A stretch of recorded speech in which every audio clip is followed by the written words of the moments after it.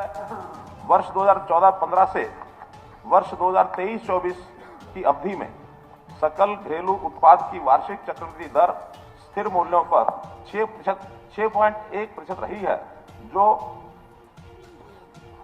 जो वर्ष 2014-15 के 3,70,535 करोड़ रुपए से वर्ष 2023-24 में बढ़कर 6,34,027 करोड़ रुपए होने का अनुमान है। इसी अवधि में राष्ट्रीय स्तर पर स्थिर मूल्यों पर सकल घरेलू उत्पाद में 5.6% की वार्षिक दर्ज की गई। राष्ट्रीय विकास की तुलना में हरियाणा का अर्थ है कि अखिल भारतीय सकल घरेलू उत्पाद में वर्ष की जीएसडीपी की हिस्सेदारी में वर्ष 2014 में 3.5% से बढ़कर वर्ष 2023-24 में 7% होने का अनुमान है, जो हरियाणा की जनसंख्या और भारत की जनसंख्या का अनुपात जो लगभग 2% है उससे है। हरियाणा के गैर कर राजस्व शामिल है। कर राजस्व प्राप्ति में जीएसटी 51 करोड़ कर राजस्व और 9,243 करोड़ रुपए गैर कर राजस्व शामिल है। कर राजस्व प्राप्ति में जीएसटी, वैट, आबकारी और स्टाम्प और पंजीयन शुल्क राजस्व प्राप्ति के प्रमुख स्रोत हैं। केंद्रीय कर का हिस्सा 13,332 करोड़ रुपए है और केंद्रीय अनुदान सहायता 20 करोड़ रुपए की पूंजीगत प्राप्ति का राजकोषीय मानक।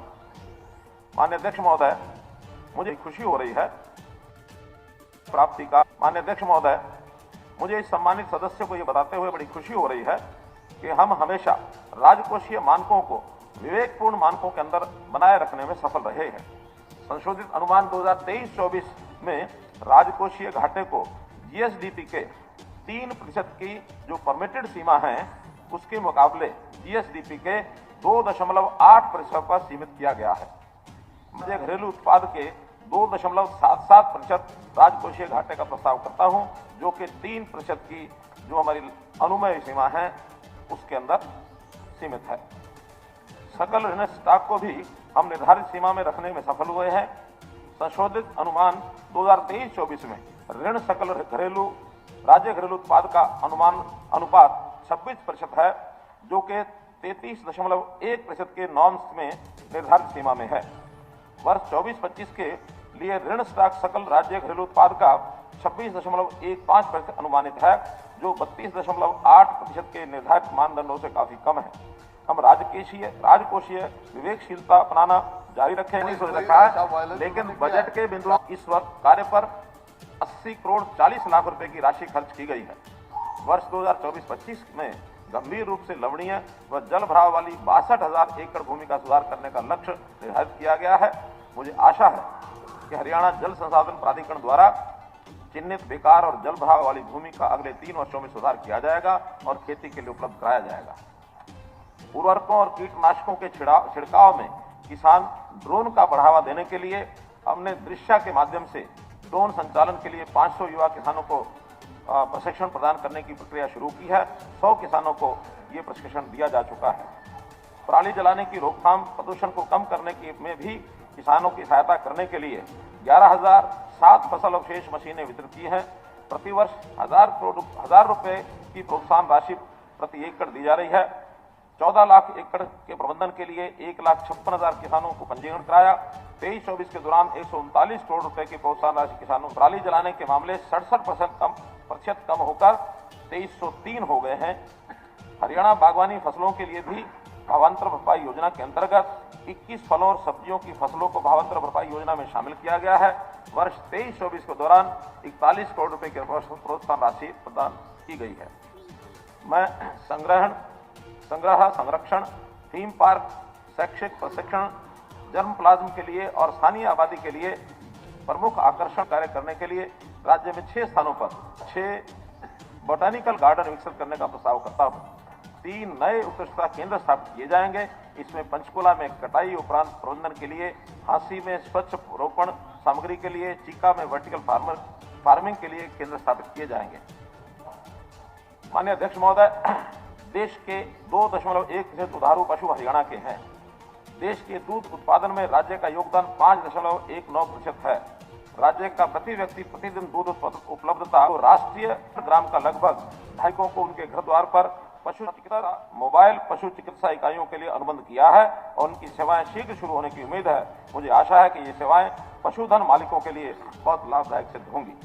इससे पालन इसको बढ़ावा देने के लिए 3 मोबाइल जल परीक्षण प्रयोगशाला वैन के माध्यम से किसानों को घर द्वार पर ही मिट्टी और जल परीक्षण की सुविधा प्रदान की जाएगी। मत्स्य और झींगा पालन के अंतर्गत लाया जाएगा। सहकारिता अध्यक्ष महोदय, सरकार ने व्यापक बहुउद्देशीय गतिविधियां सहकारी समिति अर्थात सीएम पैक्स नामक एक नया सहकारी आंदोलन शुरू किया है, जो उद्यमिता और ग्रामीण विकास को बढ़ावा देगा। सीएम पैक्स में कृषि ऋण, फसल और खाद्य प्रसंस्करण, पैकेजिंग, विपणन, भंडारण, परिवहन, भंडारागार, बीमा की एक विस्तृत श्रृंखला शामिल होगी। मैं वित्त वर्ष 2024-25 में 500 नए सीएम पैक्स स्थापित करने का प्रस्ताव करता हूं। मुझे उम्मीद है कि सीएम पैक्स से ग्रामीण क्षेत्रों में समृद्धि के नए द्वार खुलेंगे और सहकारी आंदोलन को फलने फूलने के लिए एक मंच मिलेगा। ग्रामीण ऋषि समिति यानी पैक्स ऋण समितियां पैक्स के माध्यम से किसानों को ऋण दिए जाते हैं। मैं 30 सितंबर 2023 तक लिए गए फसली ऋण पर 31 मई 2024 तक मूलधन का भुगतान करने पर ब्याज व जुर्माने की माफी की घोषणा करता हूं। जो समय पर वापस देते हैं ब्याज तो 0%, जो समय पर नहीं देते हैं, मैं समय पर नहीं देते उनकी बात कर रहा हूं। जिनका जो डिफाल्टर हैं उनकी संख्या भी इस समय 5,47,900 किसान हैं, जिनका मूलधन तो 2140 करोड़ रुपया है, लेकिन उनके पर ब्याज और पेनल्टी इस समय बकाया 1739 करोड़ रुपया हो गई है। इनको 1739 करोड़ रुपए की छूट की घोषणा करता हूं। बात कही है आज एनएसए क्यों लगा दिया शांति प्रिय किसानों पर? आज जो बात हो रही है उस पर चर्चा करेंगे। बजट का सेशन आपने किसानों की बात करें ना, मालूम नहीं, किसानों की बात करें, मुझे मालूम नहीं और क्या सोच रखा आपने, क्या नहीं सोच रखा है। बजट के बिंदुओं पर बैठे हैं, आप बजट के बिंदुओं पर बात करें हुड्डा जी। बजट का एक नॉर्म्स होते हैं। आज बजट की विषय की चर्चा हो रही है, इसलिए उस बिंदु को आप रख रहा हूं मैं। किसान की बातें अभी चल रही हैं, किसान की बातें चल रही हैं। किसान जितना प्यारा आपको है उससे ज्यादा प्यारा मेरे को है। मैंने स्वयं अपने हाथ से हल भी चलाया है, किसान का बेटा हूं। आज भले छोटी किसानी मेरी होगी, मैं किसान हूं, मैं किसान के दर्द को समझता हूं, किसान के दर्द को समझता हूं। ऐसा है कि कल बहुत चर्चा हो रही है विश्वास प्रस्ताव, किसान के हित में एक योजना बताई है, वो आपको या तो पच नहीं रही है। चतुर समूह, ये चतुर समूह पर हमको ध्यान देना होगा। ज्ञान मायने गरीबों व अन्नदाता किसान को समुचित सुविधाएं प्रदान करना और युवा शक्ति व नारी शक्ति को विकास के बेहतर अवसर उपलब्ध करवाना, यही हमारा लक्ष्य है। और इस ज्ञान की आधारभूत संरचना में अंत्योदय, ये हमारी भावना है। अंत्योदय के भाव से हम प्रदेश में यदि काम करेंगे तो हरियाणा के 70% लोग जो हैं इस योजना के अंतर्गत आते हैं। हम उन सबका ध्यान करते हुए अपनी योजनाओं को आगे बढ़ाएंगे।